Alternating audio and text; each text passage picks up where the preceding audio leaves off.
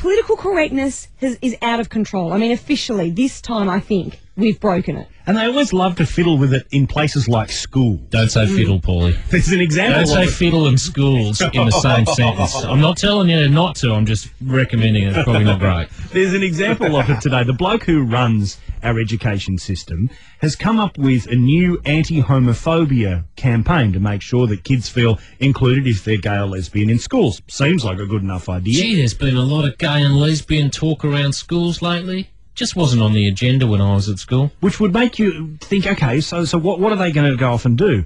They are going way too far. In order to make gay and lesbian students feel great, teachers from now on have been told they are no longer to refer to people's parents as being husbands and wives.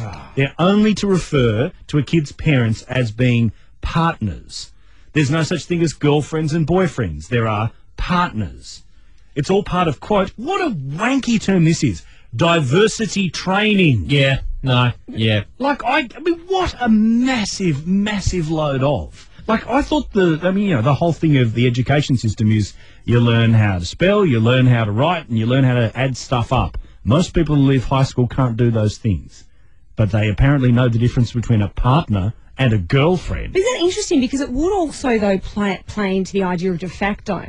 Because a lot of parents wouldn't necessarily be married.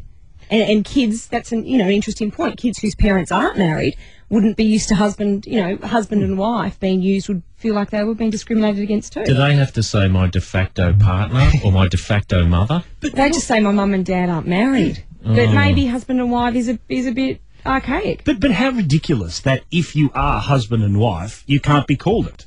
If you are, a straight couple, you can't be referred to it because somebody who is the minority may feel a bit done over by it. I just don't understand why, of all of the things to fiddle with, this is the thing you got to whack an email out about. We had a bloke at school who was definitely strongly heading down the mono track. He was growing a light mo. He ended up becoming an air steward for Qantas. We called him Steward, and he didn't care, even though his name was Phil.